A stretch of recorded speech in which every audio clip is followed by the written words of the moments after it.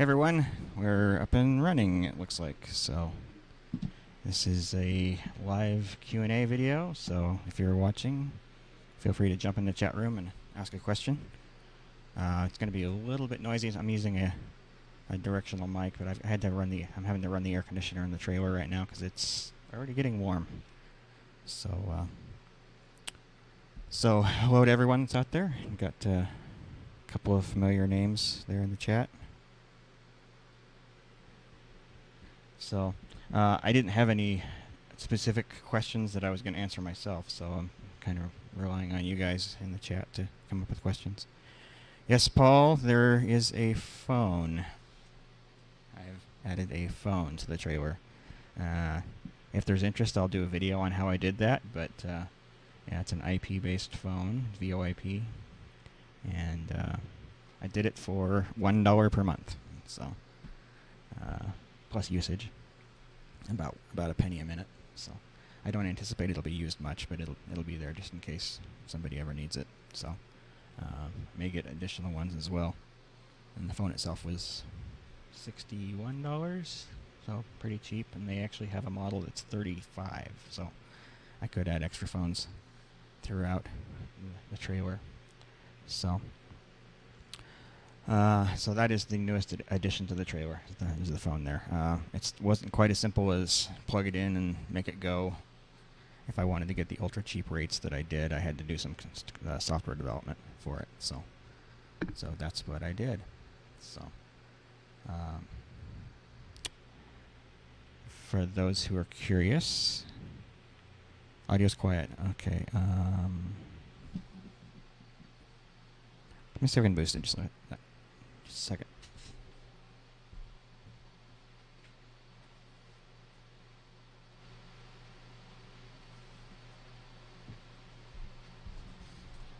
I hadn't used this microphone on one of my videos yet, so I wasn't sure how well it's going to work. So yes, Paul, there is a DJP logo on the phone.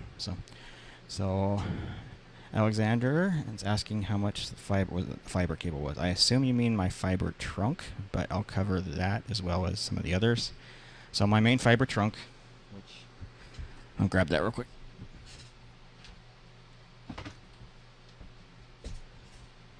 This guy right here. Is audio still working? Yeah, okay, audio. So this guy right here was, the cable itself was $750, and then the reel was I think 200-ish there somewhere. And in terms of the individual fiber cables that I run to the cameras, it's the shorter ones are about $2 a meter, and then when I get longer, they slowly get down to $1 a meter. I get them off of eBay from China. So they're actually pretty cheap. They're actually less expensive in most cases than going copper, and you get the incredible length that you could do out of fiber that you can't get out of copper. So the trunk that I just showed you is 200 meters. When I eventually replace that, I'll be going with something longer, and I'll also be going one that has 24 strands of fiber and not just 12. So the reel that it's on is, forget the brand, and it doesn't say. It's like the most popular brand out there. I talked to them at NAB. I forget their name.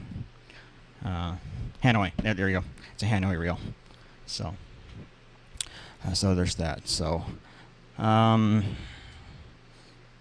yeah, and then in terms of, back to the fiber, but in terms of the cables that I use running the cameras, the most common ones I use are 20 meters. And, that covers a lot of scenarios, but I have a pile of 50s, a bunch of 100s, and a handful of other lengths, so a couple of 30 meters, a couple of 10s.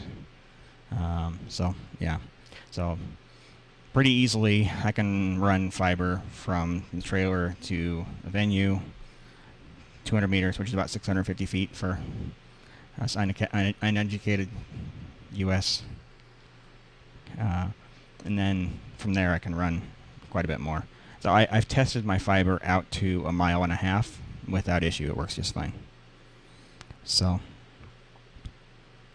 how's the audio for you guys? Satendra just mentioned that audio seems off. So, okay, so Almanox asked for a tutorial on how to set up the layered networks. I can do that. If you can probably find some on YouTube already. It's just multiple VLANs.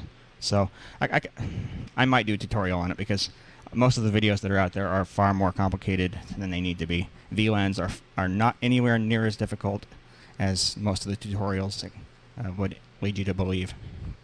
So, all right. So,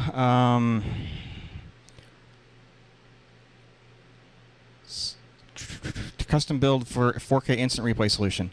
Hardware in place. You can't really see much of it, but there's the monitor that's going to be displaying that. I still have to do the software, and I haven't had a huge reason to prioritize that because I haven't had any gigs where I've needed that just yet. That's kind of, I've got so many projects going on between this and several software development projects that I'm working on for other people, that whatever project is screaming the loudest for my attention is the one that gets my attention, the one that I work on. So, so that's kind of where we're at. So, I don't have a lot of time to work on things that I don't have to get done right away. So, yeah, Paul mentioned in Ireland they configure feet. Yeah, in most of the UK and Ireland and Canada, they understand feet. So, so yes, you are here. You probably are hearing some of the noise from the air conditioner. It's only about 6 feet away from the microphone, so it's going to be coming through a little bit. All right. So, will my replay solution eventually be for sale? Probably. After I have a chance to really test it thoroughly and make sure that it's doing exactly what it's supposed to do, I probably will make that available for sale. Yeah, more about that later. So, none of the cast from New Zealand, Australia, nor UK couldn't get feed either. So, in my experience, most people from England still understand feet. In some cases, still use it. They still use miles for the most part when talking about longer distances. So, Robert McClellan asking if you can do instant replay with the HyperDeck Studio 2. Yes, with a caveat.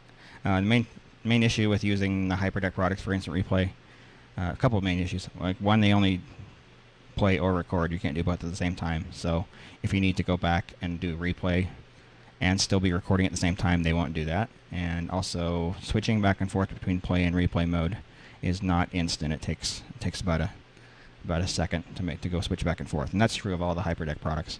But if you're dealing with a sport, say for example like American football, where there's a play and then there's a break, and there's a play and there's a break, that kind of solution where you can only be recording or playing either one, that actually tends to work okay. So, all right. So Satender asking if I'm going to put some sort of cover on the walls. Yes, and that's actually going to be happening soon. I was going to go buy I'm going to be putting carpet on the wall.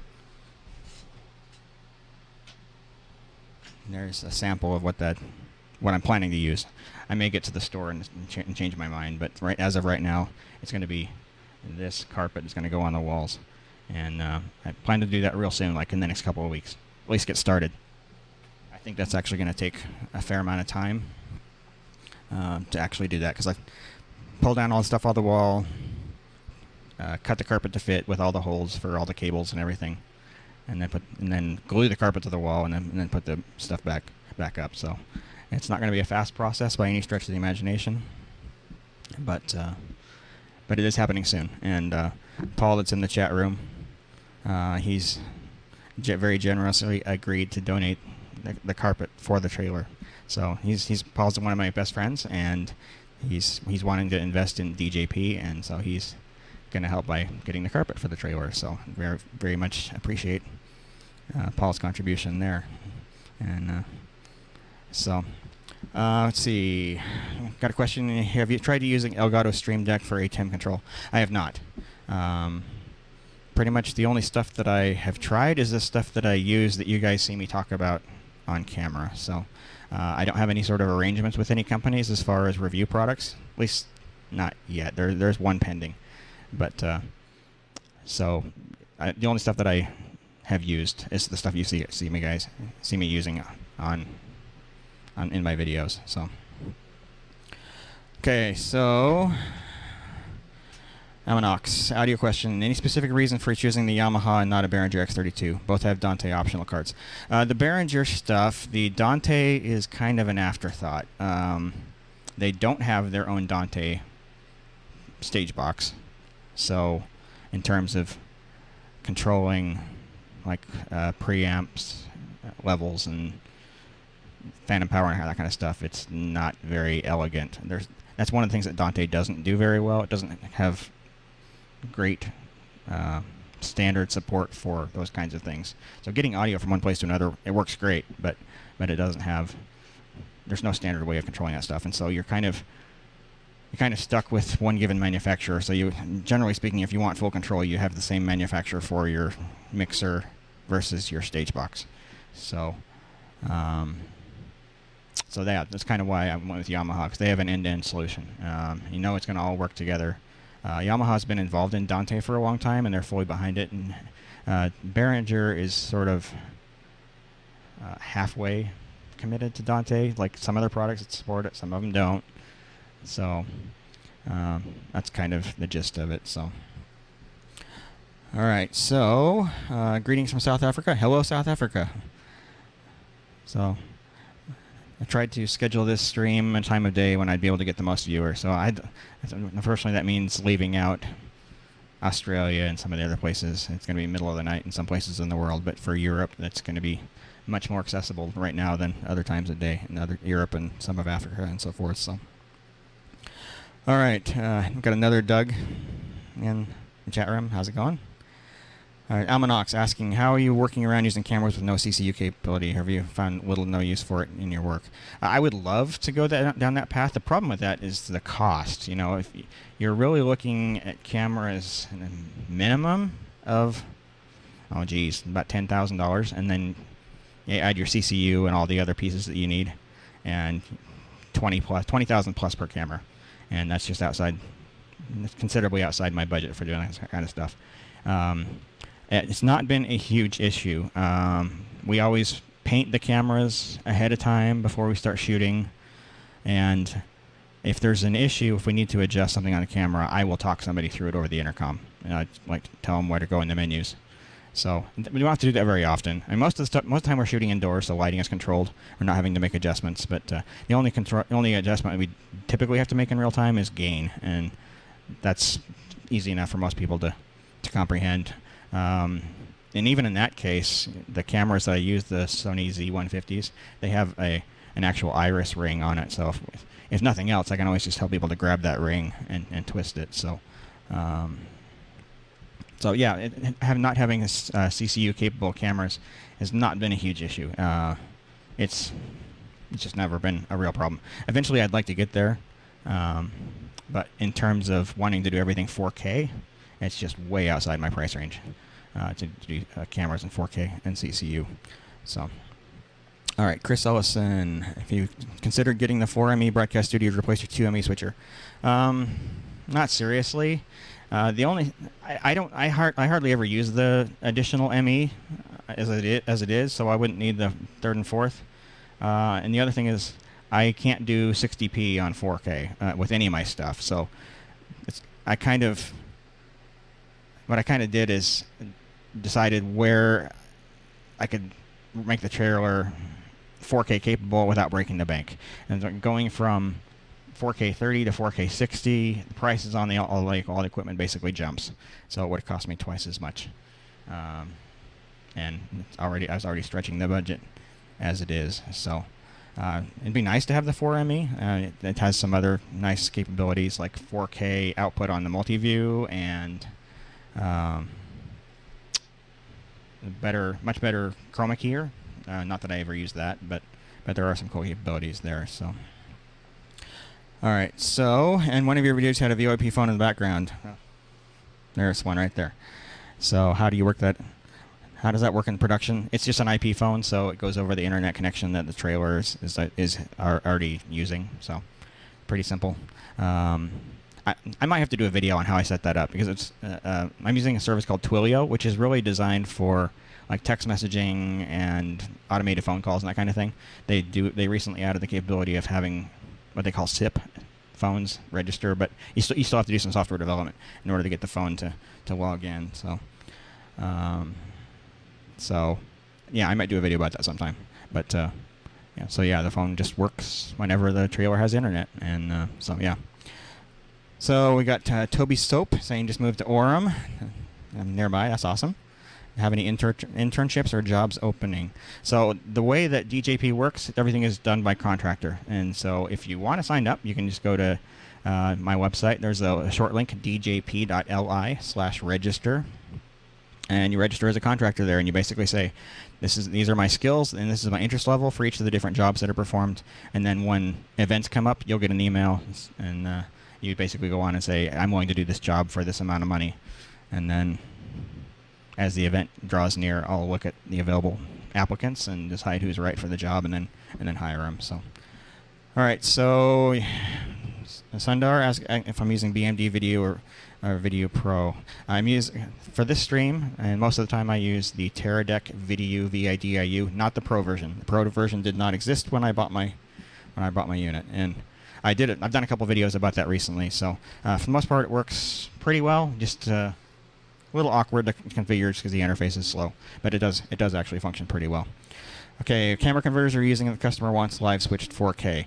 Right now, I have to run parallel cables, so I use the camera converter for intercom and for return video to the camera, and then getting 4K video from the camera into the trailer, I have to use a separate optical fiber 4K converter. I'm waiting for Blackmagic to release a 4K version of the camera converter, though.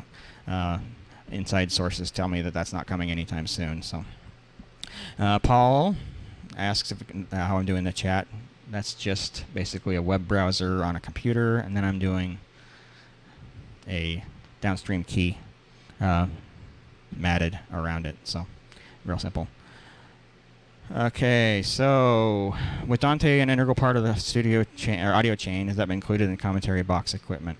It's not an area I've spent a lot of time researching, but Dante's becoming more and more common. So, yeah, I'm hoping more and more Dante stuff comes around. It is a pretty cool technology. So. Okay, let's see. Looks like we got some people in the Spencer. Spencer is one of our camera operators. Answering the question for Toby Soap there. Let's see. Okay. Is that JOJ I ran? Is that what that is? I want to migrate to a fiber solution. Can I start with the BM talkback converter and have a fiber HD SDI converter on the other end and maybe related to the camera converter? Yes, you can, but you don't get the ability to do talkback and tally. So, but they're compatible, so you can have any.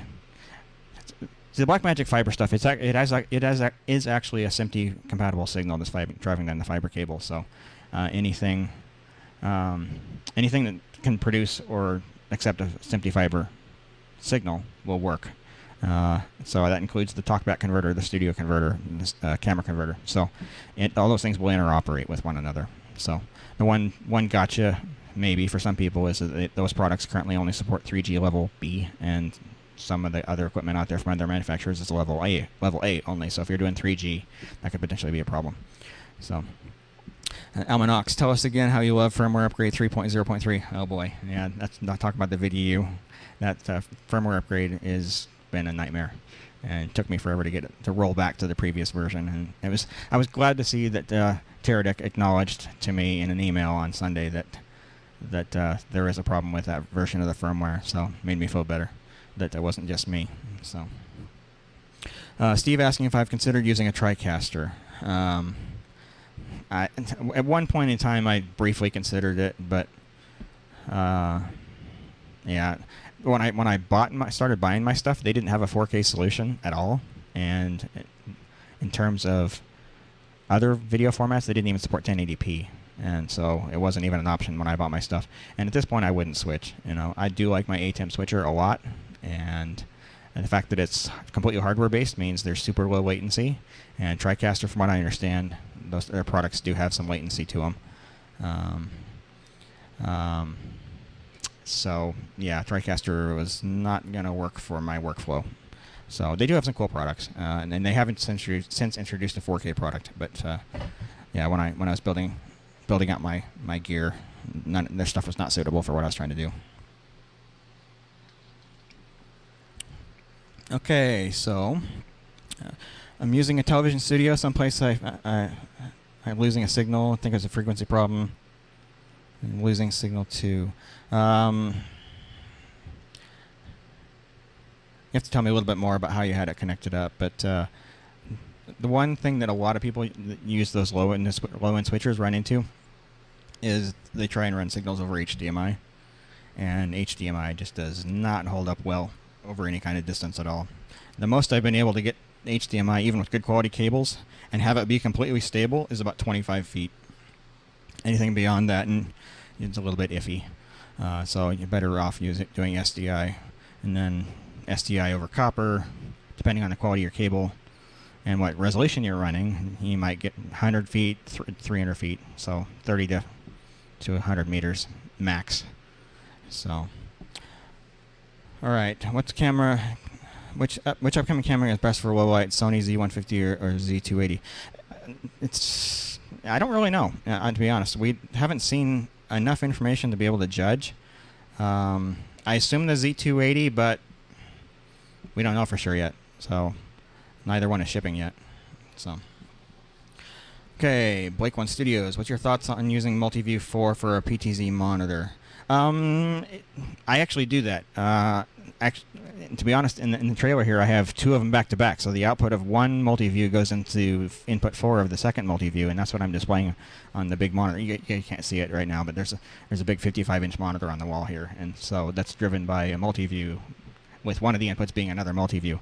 There is a little bit of latency there, but PTZ camera control, camera response times aren't that great anyway. So. Yeah, the additional latency that's introduced by the Multiview 4 is not too bad. So yeah, I actually do that quite a bit, and it's worked just fine. All right, Spencer, how do you handle audio sync, or has it ever been an issue? Well, you guys tell me. So right now, the audio signal that you're hearing is direct into the XLR input of the mixer. It's not going through a camera. And does it seem like there's a sync issue there? But a lot of the times, at least in the past, I would actually run audio from the venue directly into one of the cameras. And that way it had the same delay as the video. So that's one potential solution, and that's nice and easy. So, have I ever had issues with Blackmagic customer support? I haven't. They've actually been really good to me. Not only have they been very responsive, they've actually, on a couple occasions, replaced equipment out of warranty for me. So, I mean, it's obvious. It's not a standard policy for them to do that. But there's been I can think of at least 3 occasions when they've replaced equipment for me when the equipment was no longer under warranty. So they've actually been very good to work with. I have no qualms whatsoever with Blackmagic support. They've been fantastic. So, yeah. Okay. When I'm planning doing the walls, I guess you tuned in a little later, but walls are starting next couple of weeks. So, and mentioned that Paul D. Green in the chat room there has generously offered to buy the materials to do the carpeting on the walls. So that will be happening very soon. I got to do it soon because we're starting to get into the warm season of the year, and I don't want to be working in 100-degree temperature outside, and then additional 20 degrees inside the trailer, even with the air conditioner running, having to come and go from the door. That's going to be a little bit warm. So, and then Tom also asked, what sort of price would the truck be rented out for in the U.S.? So, it's kind of the trailer's still new. My company DJP is still pretty new, so we're still building a client base. So I've got some introductory rates that are a little lower now than they will be in the future. So for right now, I'm telling people the trailer and me for $1,500 for a day. That does not include cameras. It does not include any other staff. So, you know, those things are extra on top of that. But the trailer and me, $1,500 for the day. And eventually, I am going to raise that. Once I start to get much busier, that rate is going to go up. So, and Tom's saying the video is slightly ahead of audio, which is odd because the audio is actually being fed into the mixer ahead of the video. So. Yeah, so Tom's saying in the UK, something like that, we go up to 1,500 pounds a day. So, yeah, so that's probably where I'm going to end up, somewhere in that same ballpark. So. Okay, so Almanac's also asking into Just Macros replacement software. It also is on the back burner. I have not been able to alleviate all of the issues with Just Macros, but it's running well enough-ish that I can afford to put the replacement software on the back burner. So I've done some kind of prototyping with it, and I have had some limited switcher control, but so yeah. All right. What was originally made me want to work in video production? I've always been fascinated by video since the time I was a little kid. It's something I've always wanted to do, but you know that was back in the '80s, and when like a cheesy VHS camcorder was $2,500. You know, there's no way I could afford anything like that, and my family wasn't exactly wealthy, so my family couldn't afford one either. So it was always something I was interested in, and in the '90s when I was finally out on my own and I was earning some income, that's when I started to actually buy my own gear. One thing I found pretty quickly is I don't enjoy editing very much. And the great thing about live production, is most of the time there is no editing. So you go, you shoot, you're done. So that was part of it. The other part of it is it's a unique niche that a lot of people aren't filling. I mean, especially in the area I live, there are 1 million people shooting videos for things like weddings and whatnot. There are a dime a dozen here. But there are very few people doing live. A lot of it has to do with a huge investment in equipment you have to make. But so yeah, anyway, so basically I got into it because I could be involved in video and not have to deal with the editing. So yeah, there's that. And you know, when I quit my last job 2 years ago, I decided I didn't want to necessarily make software my main gig anymore, and at that point I decided I'm going to get serious about the video thing, and that's when I started buying up all the gear and building the trailer. So, all right, so if I ever have an event in India, I certainly could contact you, but I pretty much limit myself to local area because I have other things going on, not just the video. Traveling is not something that I do much of. So, Spencer asking if the bins above my head, which you can't see in the video, but there's a shelf with cable bins above my head. If it stays put in transit, and it absolutely does. There's actually a 3/4 inch lip on the edge, so things would have to really bounce around a lot to bounce out. And for the most part, this trailer, things do not move around in transit. Like some of the small stuff, like the mice for the computers, they will move around, but everything else stays put. So, okay, let's see. Darren Cooper, I know you're using a Blackmagic 2ME switcher. Does Blackmagic have any kind of shot boxes that will integrate with? I'm not familiar with the term shot boxes. If you can explain that a little bit better, I'll be able to answer your question. Okay, so RGM Dreadnought asking if I'm using a Production Studio 4K or Broadcast Studio 4K. Mine is the Production Studio 4K. I'd love to have a Broadcast Studio 4K, but a lot more money and a lot of the capabilities I wouldn't be able to use. So I can't do 4K 60. So that's the main reason you get that one. And like I say, none of my stuff is 4K 60. Everything I've got tops out at 4K 30. So, Almanacs asking if I was to make a pie chart, how would types of jobs group up? So I assume you're meaning like in terms of amount of time I spend on things. Um, let's see. Two major software development projects I'm working on. It's called an EHR. It's a medical thing for doctors' offices. That makes up probably 20% of my time, and then I'm working on a point of sale for a jewelry store. That's about 20% of my time. Maybe more. Maybe each of those is 30. And then video stuff is probably another 25-ish thereabouts, and then yeah. So, any thoughts on graphic software? So most of the time for graphic software, I use my own proprietary solution, something I developed 15 years ago for someone else, and they were glad to let me use it for my own stuff. So that's kind of still my primary, but I also know how to use Casper CG, and so I've used that a few times.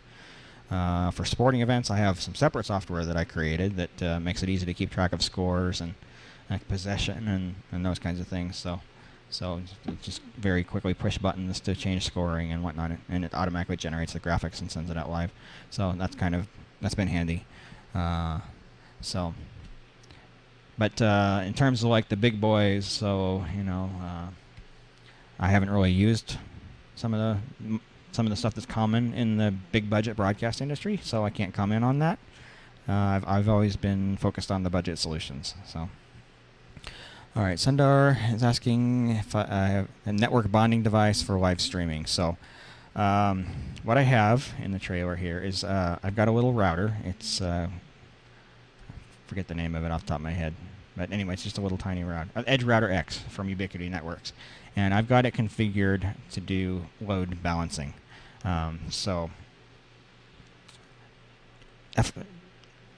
However many internet connections I put into it, I can do up to 4. I've currently got it configured for 3, but up to 4. So it will do load balancing. So which doesn't necessarily allow you to split the load for a video stream across multiple connections. It depends on the service you're using and whether it accepts data from multiple IP addresses or whatnot. But so it does load balancing. At the very minimum, I could have the video stuff be segmented from all the other internet traffic. I mean, there's not a ton of other traffic coming out of the trailer, but so anyway. And honestly, though, most of the time it hasn't been an issue. So everywhere I go, pretty much everywhere I go has enough upload bandwidth in order to do live streaming. And if they don't, I've always got my cellular connection in the trailer.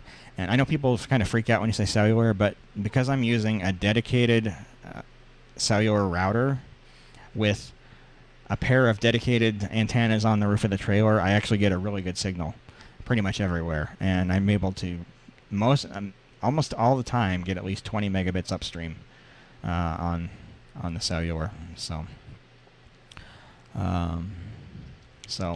yeah, that's works really well. I've done a lot of streaming, and I have not run into a situation yet where I was not able to make a stream work and work reliably, one way or another. So, all right, Alexander asking any thoughts on NDI. I understand a lot of people like NDI. I personally don't have a lot of use for it. It's one of those things like you kind of have to have it built into your switcher in order for it to make any sense. And as far as I know, the only ones doing that right now are NewTek with TriCasters. Correct me if I'm wrong. In terms of the switcher, I know there's some other manufacturers that are starting to manufacture things like cameras that support NDI. So I'm still not 100% sold, to be honest. I think there's some potential there, but there's also some downsides. Like the fact that you can't run that signal through any other routing equipment, and just a lot of limitations that people don't necessarily think about. And I'm sure it'll get there. Over time, it will improve. But the other issue is if you don't have a switcher that has NDI support, then you're having to do expensive converters. Right? Last I checked, the cheapest converters were around $500 on each end. So it'd be kind of expensive to get into that. And if I'm going to go to that kind of level in terms of the budget, I'm probably going to go fiber, just because fiber can travel so much farther, and you get a lot more bandwidth out of it. And it's an uncompressed signal, also undelayed. There's no delay in going fiber. So, All right, so anyway, okay, so shot boxes. Giving other members of the production teams access to certain aspects of the switcher. CG can key in and out graphics without the TD needing to touch anything on switcher. Well, the Blackmagic stuff you can have, depending on the switcher, you can have as many as, I think, 10 people connected to it at once. So if you don't want to use their own Blackmagic software to control it, there's a ton of other solutions out there, and you could even do something custom. Like Blackmagic actually makes an SDK available for controlling the switcher, and it's pretty easy to use. I've played with it a little bit, and so you could pretty easily develop your own solution to control the switcher or certain aspects of the switcher if you wanted to. So I'd done something like that in the past.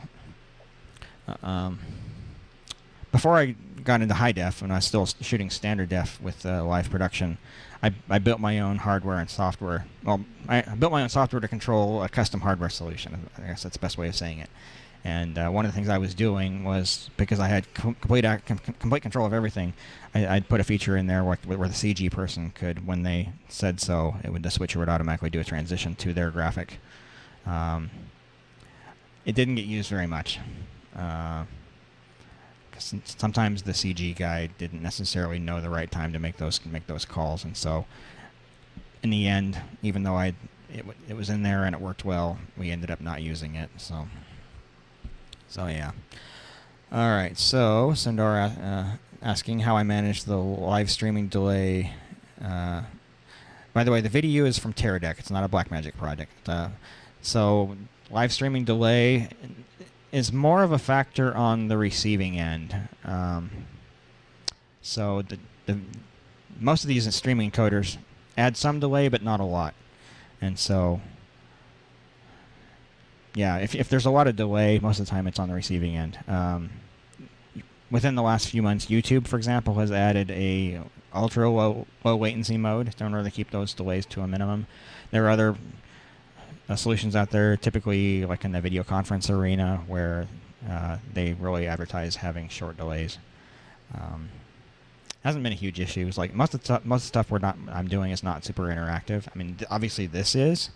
I did not set this to an ultra low latency delay stream, because that does potentially introduce the possibility for people to have stuttering in the receiving end. If they're not getting the data packets quickly enough, there can be some additional they're going to make some data loss there, which breaking up with the picture and blah blah blah. So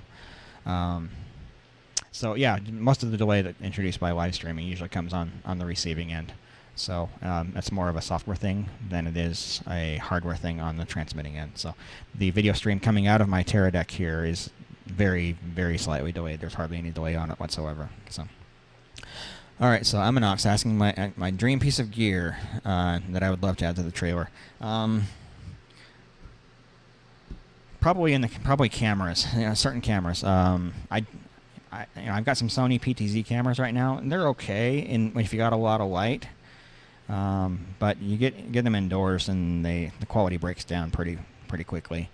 So I would love to step up some nicer PTZ cameras. The Sony X1000 looks pretty nice. It's basically, it's very similar to the Z150s that I use, but in a PTZ. So that's the current dream, without reaching into enormous budgets. I'd love to have some high frame rate 4K cameras, but I can't drop $250,000-$300,000 on a camera. So yeah, that's beyond pie in the sky for me. So all right, so Robert asking if I've ever used a cellular bonding solution. I haven't needed it. So I've been able to get enough bandwidth off of my cellular router. It's a device by MoFi Networks. I think I've actually talked about it in previous videos. I've been able to get enough bandwidth off of that I haven't had to do any sort of bonding. It's always worked fine. If I did need bonding, I'm not sure exactly what direction I would go. Maybe live view, the live view solutions. It's hard to say, but it has not been an issue thus far. So Steve asking if I ever figured out the audio hum I was getting in the trailer at the audio station. Not entirely. The really odd thing is, I did a lot of testing on this, and the hum was coming out of my SDI to HDMI converter. So I'm using the audio outputs of that to feed some of the audio equipment in the booth, and yeah, the hum seemed to exist no matter what I was doing. So I even tried running the box off of a battery pack, and the hum was still there. And when I emailed Blackmagic support about it, they were puzzled too. And I've tried swapping the unit out to make sure it wasn't just that one particular one. But fortunately, though, that hum is only present in the audio booth speakers. It's not going out in the live stream. So I have some other hum issues that I still need to fix. I'm still working on it. Audio is...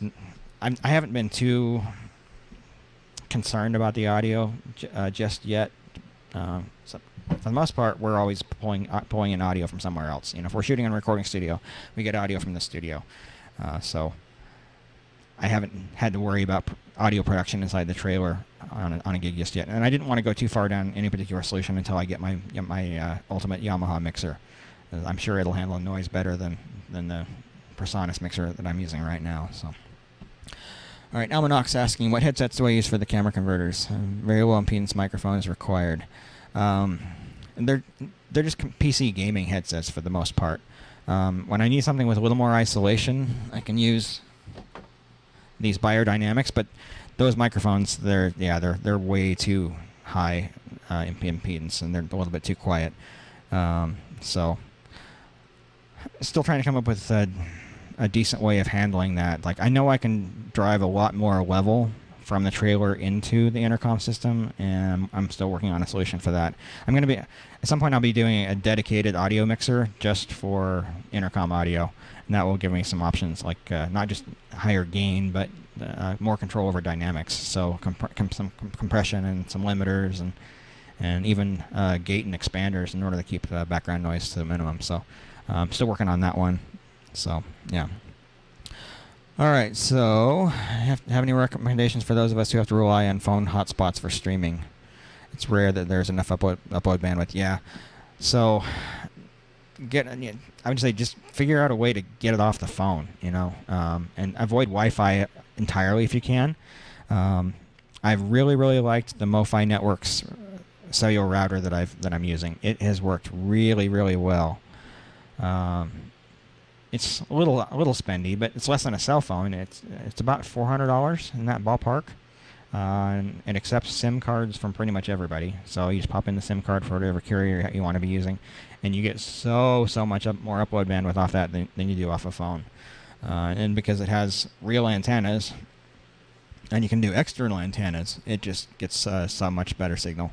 So I get way more upload bandwidth off my MoFi network router than I do off a cell phone, even in the same location. So, yeah. So it's Tobias asking if I've ever tried the AJA Hello, or Hilo, I guess, and I have not. That's definitely on my to-do list to get one of those in here and try it out. I've had a lot of people recommend it. The other one that I'm seeing a lot of recommendations for is the LiveView Solo. That appears to be a little bit difficult to get here in the U.S., but I'd like to take a look at that. They're both kind of in the same price range, and the LiveView does do bonding, multiple connection bonding. So I want to take a look at both of those. So, all right. So Almanox, is ISO record part of your replay setup to be, or have you dedicated recorders? So my thoughts on this.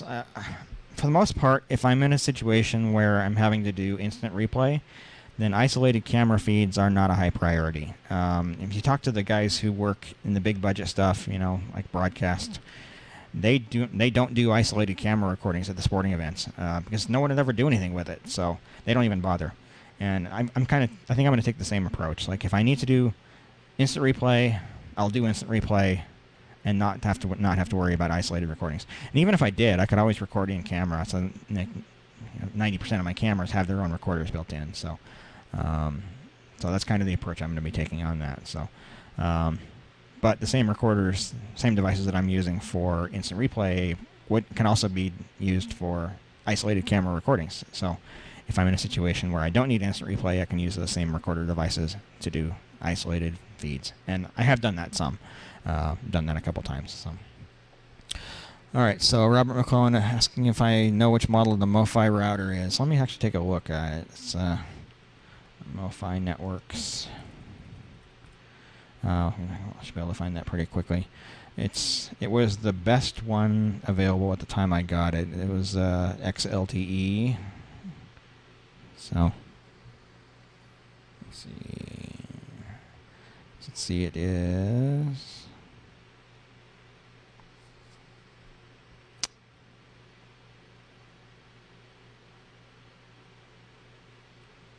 I think it was this one. Yeah, so that's the 4500 4G XE LTE SIM 4. So, whoops. All right. Go to the right camera here. So yeah, so it's worked really well. The way I've got that implemented, I've got it in the back of the trailer, and then I ran cables up to the roof of the antenna, or up to the roof, and I have antennas on the roof that are dedicated just to running that MoFi network device. So, and I've been very happy with it. It's worked really well.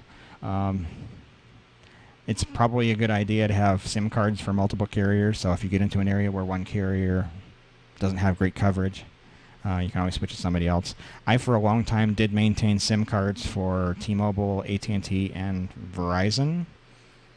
Where I live, though, T-Mobile's coverage is good enough that I haven't ever had to use anybody else. So I've since canceled those other ones. If I ever need one, I'll just go sign up for a prepaid plan on one of those other carriers. But so far, I haven't had to do that. I've been able to get some pretty good quality signals. Swikanth, I'm sorry, I don't know how to say your name. Saying hello from India, so hello to India. It's nice to see all the international viewers that are out there. So, okay, Darren Cooper asks if I've ever worked with Facebook, YouTube APIs. I haven't done any development with those. No. The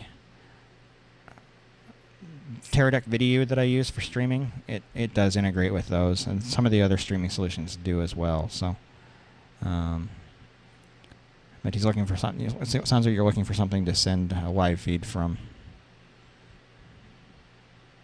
Yeah. So if you want a little more, Darren, if you want a little more guidance from me, I'm not sure how much I can help, but if you want a little more guidance, just go to my website and send me an email. So it's djprod.biz, and then go to the contact us link. So, all right, Spencer asking what other gear is on my list for future reviews. So reasonably soon, I'm going to be doing the new Blackmagic products, the ones that were announced at NAB. So, so hopefully I'll have those before too long. Still waiting for some of my previous Patreon review products to sell. Those are currently up on eBay, and I'm just waiting for those to sell to bring in the money to get the next level of gear for review. Beyond that, I mentioned here earlier, I would like to do some reviews of some streaming equipment. So, yeah, I haven't put a ton of thought into it. A lot of the stuff that I do on this channel is not planned in advance. It's kind of spur of the moment. Like, a lot of the reviews I've done have been like, oh yeah, I've used that a lot. I could probably do a video and talk about that. And so I just kind of spend a few minutes setting up and hear the trailer and running a review. So, yeah. Sylvan asking if I use Timecode or Genlock in my productions. I do use Timecode quite a bit. We do not. None of my cameras, well, I'll say very few of my cameras support Genlock, and I hadn't built my trailer around Genlock capabilities just yet. The gear in the trailer does support Genlock for the most part, but the cameras that I have, for the most part, don't. But in terms of Timecode, yeah, like our most frequent event these days is something called Real Sessions. We essentially shoot music videos in live switch music videos in a recording studio, and they always want Timecode, and so I do run Timecode. So essentially what I do, the switcher that I'm using, the Blackmagic switcher, it does send timecode out on all the SDI outputs, and so I just use one of their Terran X Mini converters to output timecode on the receiving end. So it's basically just getting the SDI video feed and outputting timecode, and then they just record the timecode as part of one of their channels in the studio. And I assume they use that to sync up later. Otherwise, we wouldn't bother. But that's kind of in terms of having timecode come into the trailer. I haven't had to do that yet. But the switcher I have is certainly capable of doing so. All right. So Robert's saying that cellular bonding on the Teradek Cube Plus bond combo is you can stream H.265 to the Teradek service and then you stream it to the streaming service. Yeah, that's the way that all these bonding solutions actually work. As far as I know, there's no official protocol that's standardized between different players in the industry, so YouTube, Facebook, etc. I don't think there's an official way of handling bonding. So the way that all these people that are offering bonding are doing it is by setting up their own servers, which take the multiple incoming streams, combine them into one, and then send it on to the streaming service. So, all right, so another question on timecode. When you connect a camera with timecode continuously, you don't need genlock, right? Timecode is not accurate enough to do what genlock does. So timecode is really only used to pretty much only keep audio and video in sync. You probably generally are not going to be trying to use timecode in order to sync cameras. It's kind of, the term I've heard used is a little loosey-goosey in terms of, it's frame accurate, but it's not field accurate. You're not going to get super accurate timecode out of, and super accurate sync out of timecode. So if you need to have cameras truly synced up, line by line, pixel by pixel, then you have to use a genlock type solution. So, in this day and age, that's not near the requirement that it used to be. I mean, it used to be you get into the higher end video switchers, they would only accept genlocked signals, and you'd have to have a frame sync device for anything else that wasn't genlocked to everything else. But in this day and age, nearly all the switchers out there have their own frame syncs built in. So Aaron saying that Robert likes H.265. H.265 is a great codec. We're starting to see a handful of encoders out there that support 265 natively. I believe that YouTube will accept H.265 for live streams at this point. Don't quote me on that, but I think I read that somewhere. So if you want to use if you want to use H.265 because it's way more efficient on bandwidth than 264, I think you can actually stream H.265 direct to YouTube now. So, but okay. So Almanax asking if I still prefer AKG for wireless sound, or have the new network solutions from Shure piqued my interest. The Shure stuff looks interesting. I think as a complete solution, I still like AKG, because their mics, for the most part, sound great. The quality of the sound from AKG wireless mics, I think beats all of them, unless you get into a custom solution where you're putting like a Neumann on somebody else's, like a high-end Sennheiser or something like that. But in terms of stuff that's like budgeted for those of us in the real world, AKG still offers the best bang for the buck. I do think what Shure is doing with their wireless digital stuff is pretty interesting. And if you want something that's meant to be abused, and beat up, dropped, thrown around, whatever, Shure still can't be beat. No pun intended. So if you need something that's ruggedized, Shure is still the way to go. And the AKG stuff just is not that way. I wouldn't be comfortable with somebody dropping one of my AKG mics. It does risk doing damage, but a Shure mic, you can drop it all day long. It's not really gonna do anything. So anyway, yeah. So AKG, I think, is still kind of, if you don't need ruggedized products, I still think they offer the best bang for the buck in terms of sound quality and wireless reliability. Wireless reliability is a little bit less of an issue now with digital than it was with analog. With analog, they had to combat multipath and interference and things like that. And the way that AKG was doing that, I think, was better than anybody else. But in the days of digital, where they can offer error correction natively as part of the transmission between the devices. That's dropout is not near the problem that it used to be. So, but I do like Shure products. But I have not owned any Shure wireless stuff for, I want to say, about 8 or 9 years. I sold the last of it about 8 or 9 years ago. So, Aaron asking if I have any experience with esports. Not really, no. The closest thing is we've streamed. We shot a rugby tournament a year and a half ago.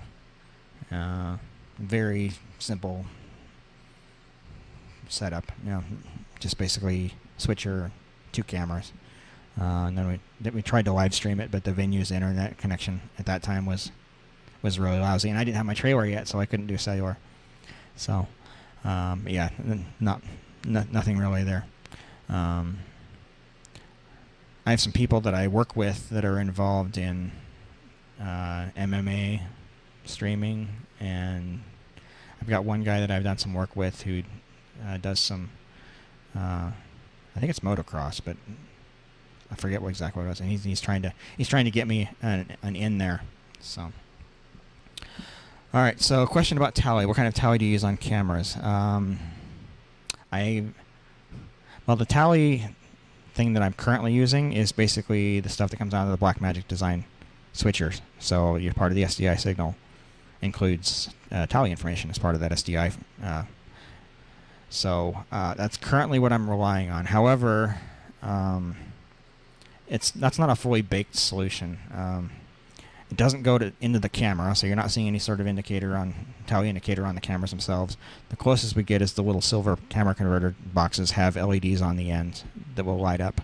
However, because in my particular situation, I run a multi-view out to the cameras, so camera operators can see the first 3 cameras and then program on their monitors. And that multi-view strips the tally information. So whenever I use that multi-view, the tally doesn't work at the receiving end. So, all right. So hello to Switzerland. Like I say, it's always great to see an international audience. So, Steve asking how I got my first client. I guess the first client we had was probably something called CineStage. At least in this go around. Like, this is actually, DJP is not the first time I've done video production. It's something I started doing in the late 90s, and then I got away from it. I should do a video on kind of my background, but I got away from doing video from 2007-ish through about 2015. I was doing software 120 hours a week, and I didn't have time for video. So anyway, I started getting back into it in 2015. Started buying up gear, replaced all my old stuff with new stuff. And at that point, when I started to try to build a clientele, I contacted some people that I had done some work with in the past, and asked if they had anything for me, and it happens that they did. So, so my clients this time around have kind of come from the clients that I have worked with previously. So I should mention, though, that 100% of my clients to date have been word of mouth, come from word of mouth, networking and that kind of thing. So that may be changing. I've had a handful of people actually contacting me through the website recently, so we'll see. Maybe I'll be able to get my first gigs that way. So a lot of Webcraft. A lot of range problems with my 2.4 gigahertz wireless headset, and if a lot of Wi-Fi is in the air. Yeah, that's the main problem with using 2.4 gigahertz stuff. Like there is so much interference in that band. It's just there's just too much going on in order to be able to use that reliably. So, if you want something reliable, you want to be in a totally different frequency range. And one thing you got to keep in mind with radio stuff, if you want long range, generally speaking, you want lower frequencies, which unfortunately also means longer antennas. So it's kind of a trade-off there. If you want to have internal antennas, you're talking about higher frequencies, but then you have shorter range. Not just because of the shorter antenna, but because of the frequency itself doesn't carry as well. So if you want long range stuff, you have to go with lower frequencies. So maybe look at something in a 900 megahertz range or even lower. So, Yeah, and then as Almanac says, only ever trust wired. There is something to be said for that. Wired is about the only way you can guarantee any sort of reliability. So, yeah. The only times I ever use wireless is when, well, wireless for anything video related is when I absolutely have to. And in terms of audio, wireless microphones these days are pretty reliable. They're pretty good. But for most everything else, wireless is fraught with issues. So, and just inherent to the way it works. Especially, like I say, especially if you get into the 2.4 gigahertz range. There's so many devices, not just Wi-Fi, but that's where Bluetooth lives, and that's where microwave ovens live, and so. So anyway, so Aaron asking if I can talk and maybe do a video about metrics, contracts, other business stuff. What is your process for knowing how many viewers and minutes viewed? Stream achieved. So I can maybe do something about that, but business is not really my expertise. That's something that's kind of a necessary evil, and if I'm given a choice to have somebody else do it, I will absolutely take them up on that. And so a lot of the events that we've been involved with, I'm not handling a lot of those kinds of things. I basically say, okay, here's my crew. This is what we're willing to do the event for, and then I let somebody else handle all the business aspects of things. So on my end, it's mostly the accounting for my own business, and then making sure that my crew gets paid and that kind of thing. So, yeah, I'm probably not the best person to talk to about that. You really want to talk to somebody that's an accountant or a lawyer or something like that, if you want decent advice there. So, yeah. My voice is wearing out, so I take a drink. I'm not the sort of person who talks a lot. I'm usually very quiet, and so these live streams are a little rough on the voice. And my voice is just not used to talking for very long. So, happy to do it, but so you guys are aware that as the stream goes on, my voice is going to get more and more shot as we go. So, right. You guys, and there in the chat room, you guys have any example work that you've done that you want to share with it? This is a good. There's decent opportunity to get some viewers here. So, I think I do believe at this point that my channel has more views for this type of stuff than any others. It's if I'm not there, it's close. So, you can get some decent exposure. It's not a ton of viewers, but that's kind of the nature of the type of content that I do. So, okay. So, how do I prep clients for their requirements on how to run an event while taking broadcast into account? So, have the customers are not an afterthought.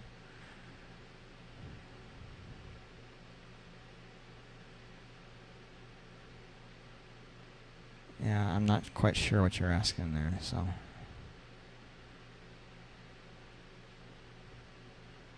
Oh, okay, I got you. So how do I make sure that basically an event is planned in such a way that the video is not neglected?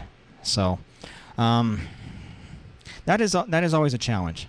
A lot of the stuff that I've done, well, half of the events that I've done are intended solely for live stream, and the other half there's an audience present live in addition to the internet stream. And those kinds of things, you really have to make sure that the local audience experience is not suffering in any kind of way, which generally speaking, well, I'm not sure where I'm going with that thought, but basically, the biggest issue I've run into, biggest two issues I run into are insufficient lighting. Lighting is always an issue for video, and quality of audio. Audio for a PA system is different than audio for a live stream, and so there's always that challenge. It's one of the reasons I'm going to be building out the audio production stuff in the trailer, and so when I get into a venue, I can just basically say, hey, let me have a copy of every channel of your audio, and then I'll have a guy in my trailer actually do the mix for live, because the guy that's doing audio for PA, they're never going to get audio for a live stream right. They're so not only are they not monitoring, they also are so busy trying to make sure the audio for the venue is right that they just don't have time for anything else. So that basically what you have to do is you have to make sure that in terms of audio, you have to make sure that they understand that the audio needs for a live stream are different, and that means accommodating for an audio guy just for the live stream. And then the lighting has to be taken into account. Bad lighting in person is bad, but it's not near as bad lighting for video. So you've got to make sure that you're there ahead of time and work with the lighting guy in order to make sure that you're getting sufficient light, not just sufficient light, but the right quality of light in order for something to look good on video. But as I've said many times, lighting is the most important part, maybe tied with audio, of doing video production. You gotta have good lighting. So, that's really, really critical to make sure that your lighting is good. So you gotta make your clients understand that that's gotta be a priority. So, all right. So Ken asking what I use for graphics. Most of the time, it's my own custom solutions. My background is a software developer, so I basically write the software that I need in order to produce the graphics that I need. So that's kind of the short answer for that. I have done some stuff with Casper CG. However, it hasn't been a lot, because most of the time getting it to do what I need to do is more work than writing my own software or modifying my own software to produce the graphics that I need. So I wish I had a better answer for you and say go buy this package or whatever, but I can't do that. I'm in a bit of a unique position in the fact that I do have that software development background, so I can produce the software that I need to do whatever I need to do. So, all right, Paul asking what's the next step for the trailer. So, carpet on the walls is the next step. However, while that's going on, I have found that I need additional cabling run through the trailer. Things I hadn't thought about. Like, for example, I'm sitting right here, sitting at this desk, and I've got video coming from a laptop. I don't have a great place to plug that in here.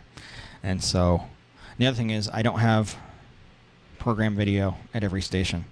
And so one of the next things I'm going to do technology-wise is going to be running separate cables for a dedicated program feed at each station and a dedicated audio or dedicated video input that goes direct to the switcher at each station. I have enough inputs left on my switcher that I can do that. So I will having that I can do there. So I'll also be building out the audio capabilities a bit more. I've run a few more cables in the trailer for audio since I first built it. So anyway, so yeah, carpets highest priority, and then add some additional cabling. All right, so Spencer asking if I have any sort of demo or sizzle reel to show prospective clients. Not yet. I've intentionally been waiting on that until the trailer was client presentation worthy. So once the carpet goes in, I'll be able to produce a nice video, and my friend Paul in the chat room there has volunteered to help with that, and then my friend Dave as well. So yeah, we'll produce a really nice demo reel, not just showing the insides of the trailer, but also some of the stuff that we shot. So expect to see something in the next couple of months. I didn't want to take the time to put together a video like that when the trailer is still in its unfinished state. So, all right. So Aminox, how is getting insurance on the trailer versus rack boxed equipment? So, that's kind of a interesting question to answer. So, I'm still actually working on that. Basically, the trailer has to be insured as a business vehicle, and also means because I tow it with my own personal vehicle, I have to get business insurance on my personal vehicle. So I'm still working on that one. So that's kind of the short answer for that. So I don't have a complete answer on that one yet. That's something that's still in process. So All right, DJL Vegas. Why do you use the keypad instead of a proper control surface for the A10? Is it price, or do you not prefer control surfaces? I would love to have a proper control surface for my switcher. Unfortunately, they are really expensive for what they are. Although we are getting some cheaper options that are coming out there. Some of the new stuff, Scarhoy, Blackmagic introduced some a new control surface a while ago. So those are more affordable. So that would be my preference to have one of those. But at the same time, I would still probably always augment with the keypad style, because fully customizable. So I can write code in order to make buttons on these things do things, whereas with the control surfaces, you're more or less, aside from some macro buttons, you're pretty much stuck with whatever they've decided to make it do. One of the ideas I've had for my own software for this is making some of the buttons multi-purpose that are not necessarily otherwise intended to be multi-purpose. So, for example, using the preview row to select video inputs for not just the preview bus, but also for some aux sources or your keyers, those kinds of things. And the off-the-shelf control surfaces just don't do that. So anyway, yeah, the flexibility of a button panel is better than the flexibility of a control surface. Although the ergonomics of a control surface are certainly better than having just a panel of buttons. So, all right. So Almanacs, I can tell I've saved up questions for a while. Yes, I can. So it's been, I think my last live stream for the channel in general was in December. So it's been a while. So yeah. And typically I have Paul with me, but I know Paul's getting prepped for a trip, and so I didn't bother him for this video this time. So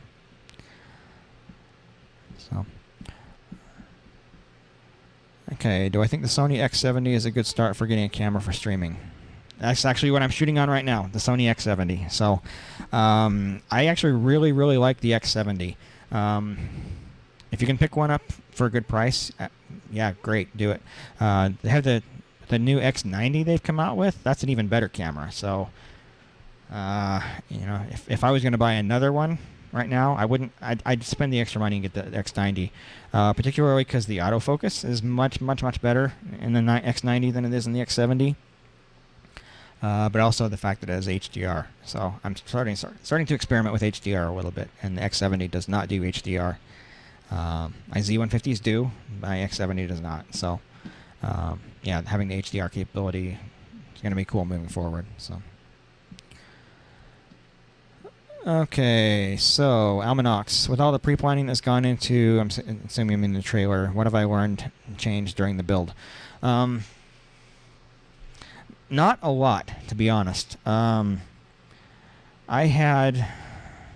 started planning the trailer in October of 2016, and I started the construction in August of 2017. So I had 10 months to think about it and plan out everything before I even put in the first screw.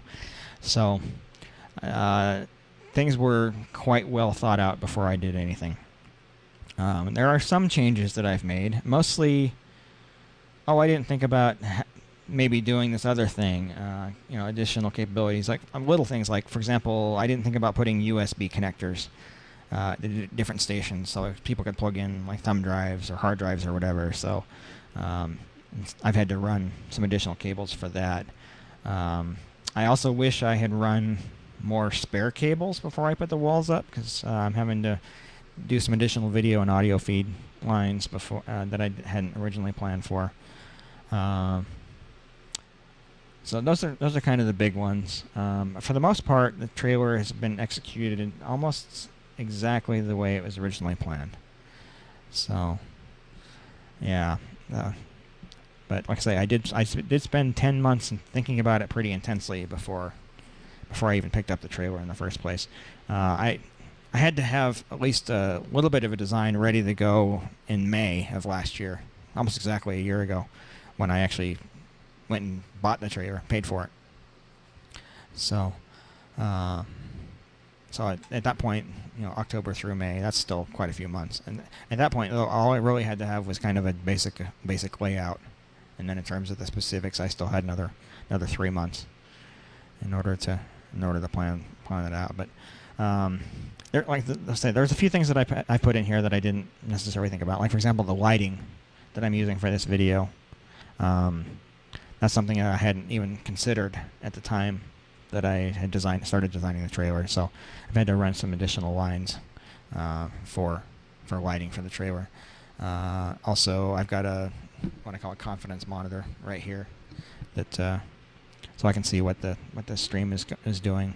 Although that probably isn't going to stay there. I'm probably moving that around a bit. So it's occupying too much space out of the instant replay booth here. But anyway, so for the most part, the trailer has been executed almost exactly according to the original plan. So not a lot of changes have come up.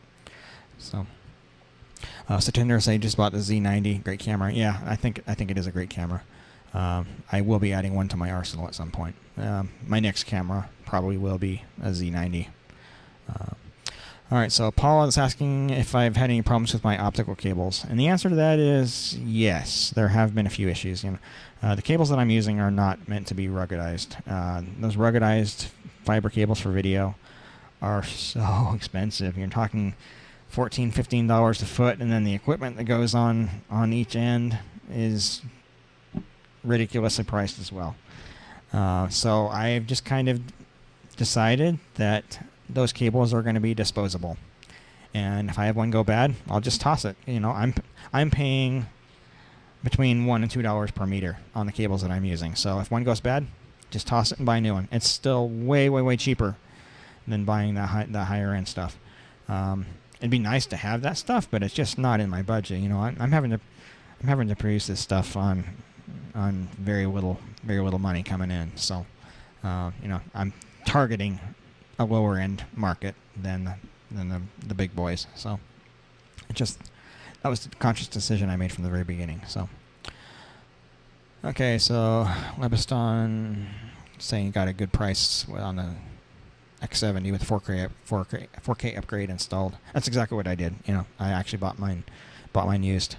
I got mine with a 4K option already installed for $1,700. So it was a great deal at the time. So, all right. So, do I ever use an iPad to control my router? Proposing to use a router and iPad for our production. I've played around with it, so I know that it works, but it's not something I do regularly. Most of the routing I actually do from the front panel of the units themselves. The video routers that I use, the smart video hubs from Blackmagic, and they have buttons right on the face for controlling them, and that tends to be the easiest way to do it. And then if I don't want to get up from my station here in the trailer, then I can always just pull up the software and run it from there. But the iPad app does work. Fortunately, they updated it recently to work with the latest version of iOS. For a long time, it hadn't been updated and it didn't work on iOS 11. But it is working again. So yeah, it's a decent solution. It works fairly well. So.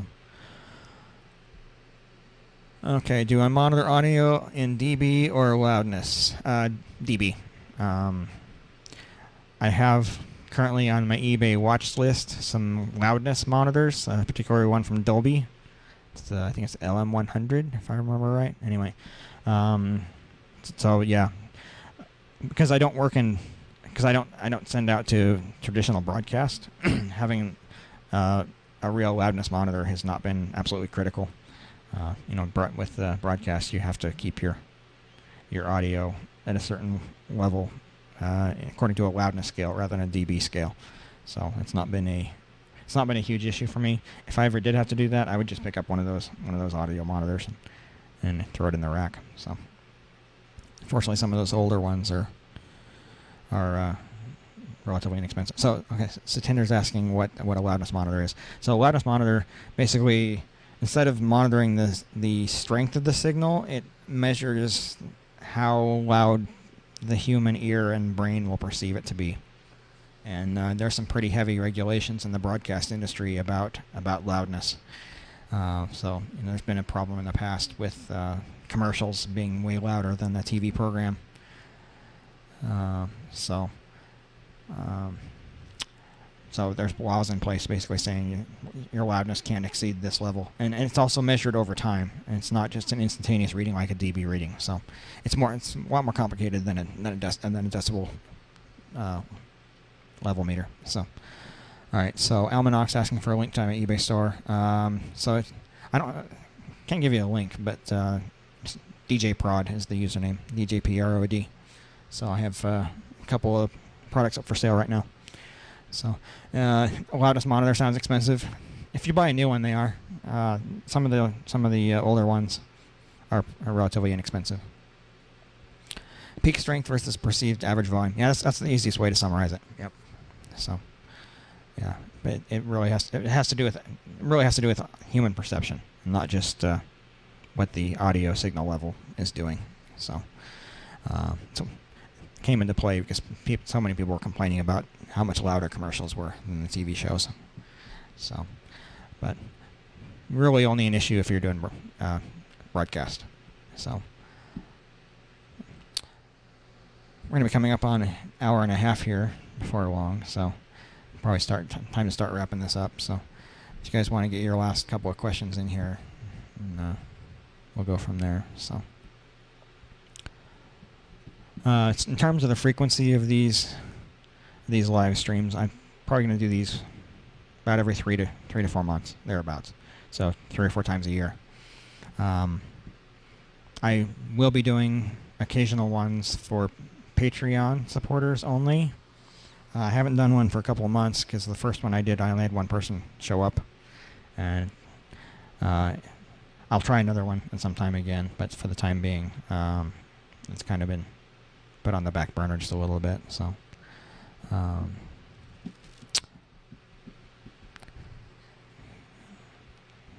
guys have any other questions? It might be a while before I do this again, so this is okay. So Spencer's asking which stage box I'm planning to get with the Yamaha. So I can just pull that up here. It is the TIO 1608D. So let's see, and there we go. So it's meant to go with. So the TF series is the series of mixer that I'm going to be getting, and they have the TIO boxes that are designed specifically for that unit. I mean, since it's Dante, it'll work with anything, but it is explicitly designed for the TF series. So all right, so Webaston asking if I'm streaming on LAN or LTE. I'm currently streaming on a wired network connection. I have Comcast internet here, and I had to drop the quality to 720p instead of the 1080p that I normally do because the bandwidth was not high enough. I don't do cellular unless I need to, because it does, in terms of bandwidth, it can cost as much as $25 an hour. So I don't do it unless I absolutely have to. So Robert, thanks for your comment and thanks for watching. Appreciate you guys, all the feedback you guys give. So, so I'll give it just one more minute here to see if any other questions come in, and then we'll kind of wrap it up from there. So, in terms of upcoming videos, might be a little sparse for a while because with the trailer, with the next plan being the trailer carpeting, that'll kind of put it out of commission. I'll have be taking a lot of equipment down, so that'll basically eliminate this as a possible set for shooting a video, and also means a lot of my time on this project is going to be focused on trailer upgrades. So Almanox commenting that the Yamaha does need the optional Dante cart. Yes, I'm aware.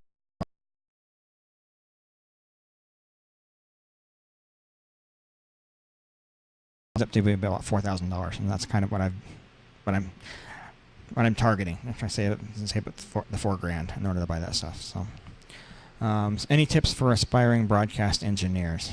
Well, broadcast is not quite what I do, but I know, like anybody says about pursuing any sort of career, if you got passion for it, just get out and do it. Even if that means volunteering and working for free on certain events or an internship or that kind of thing, So you just get out and do it and meet people that are in the industry. And networking is so important in any industry, but particularly when you're talking about the arts, so video, film, that kind of stuff, audio. It's more about who you know than what you know. So you definitely want to know your stuff, but you also want to make sure that you know people that are out there. So So suggesting to put sound absorbing mat below the carpet.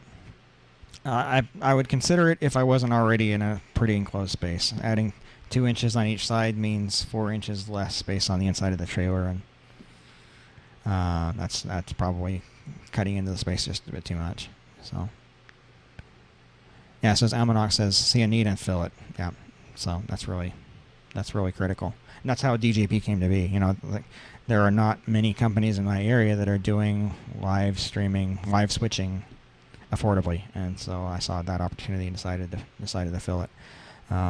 If you try to do it on your own, it's a rather expensive field to get into, just because of the amount of gear required is so much more than anything else. I mean, if you wanted to get into film, invest or rent a single camera and invest in some lighting or rent some lighting, and you're good to go.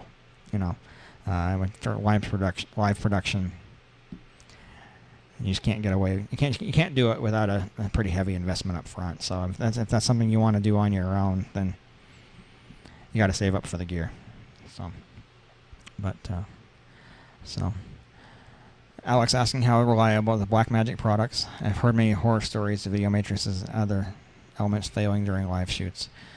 I haven't had anything fail during, and the percentage of equipment that I've had that has failed, period, is still pretty low. I'd say it's probably at least close to being in line with other brands. In terms of percentages of equipment that have failed, I'd say my Sony gear is actually, I've had more failures percentage-wise with my Sony stuff than I have with my Blackmagic. So, I've had to have cameras repaired a number of times. In terms of just the percentage of total products that I own, the Sony cameras are a small percentage, but I have had to have Sony cameras fixed a number of times. So, for the most part, I've had pretty good luck with the Blackmagic stuff. So, yeah, I mean, they may have a slightly higher failure rate than some other brands, but it's not like egregiously so. It's not going to be like double or triple or anything like that. And their support has been way better to work with than any other company that I've dealt with in terms of video. I recently dealt with Teradek, and pretty mediocre support there. And then if you follow the channel, you know about some of the horror stories I've had to go through with Sony. But my experience with the Blackmagic support has been really good. So, all right. So Amanox, I became a self-taught systems integrator and producer because American football was horribly produced here in Denmark. There you go. You find an opening that's not being filled. Find a need that's not being filled, and you fill it. So it's a great way to do it. That's the way most businesses actually come into play. You find something that either other people aren't doing well, or other people aren't doing it all, and you get in and you do it. So, and then Tornado PL asking if I have any regrets in buying the trailer this size. No, not at all. Actually, quite the opposite. Initially, when I went to get a quote on the trailer, the salesman was suggesting that I spend a little extra and get the 20-foot instead of the 16-foot.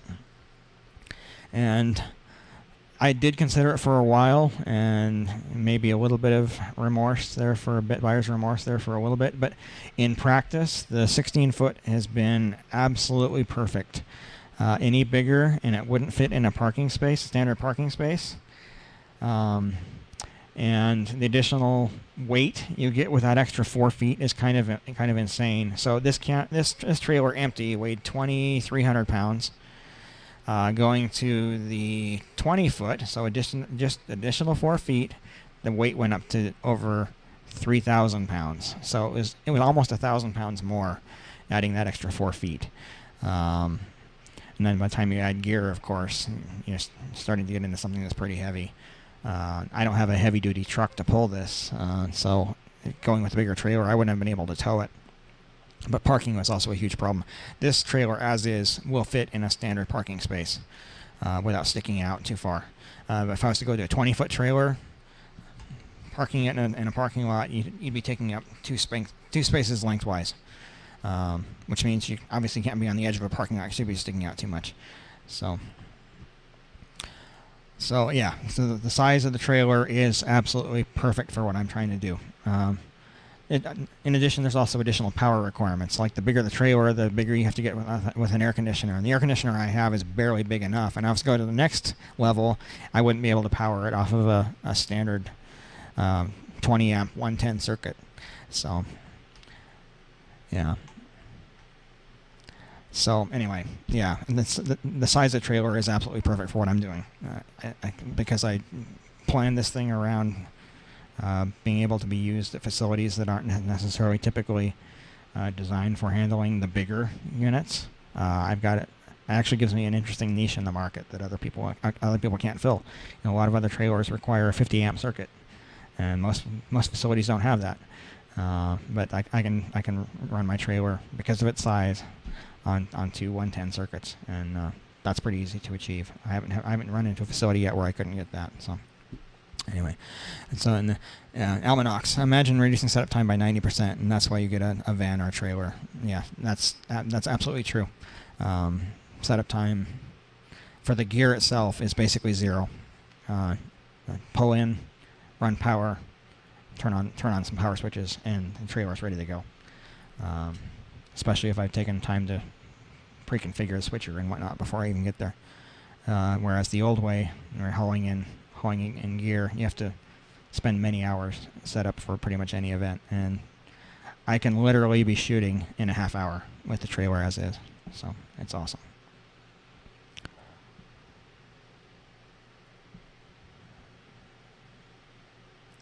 Okay, so Tinder's saying he's had trouble with the 1ME switcher disconnecting its network. I have not had that problem. Contact Blackmagic support. They should be able to help you out. One thing I can say though is do not try and control any of this video gear, Blackmagic or otherwise, over a Wi-Fi connection. So if you have any Wi-Fi involved, get it out of the equation. Make sure you're using wired for everything. So. Okay, guys, we're at an hour and a half now, so probably about time to wrap this thing up. But if you haven't subscribed to the channel, please do. I try and produce content pretty regularly, and I try to be responsive to what people want to see too. So, if there's a video or you want me to create or a product you want me to review, let me know, and I'll do what I can. That said, I don't do sponsored videos, and so that means I'm basically buying equipment that I'm reviewing. So that means unless it's something that I'm actually going to be using in production, I probably can't justify doing a review of it unless it comes from Patreon money. So, but speaking of which, if you're interested in helping to bring reviews to the channel, consider signing up on Patreon. It's patreon.com/DJPROD, DJProd. Even a little bit helps. So, anyway, thanks guys for your questions. Appreciate it. It's always fun to do these interactive things and just get to know you guys a little bit and see what things you're interested in. So, with that said, I hope everybody has a fantastic day, and we'll talk to you later.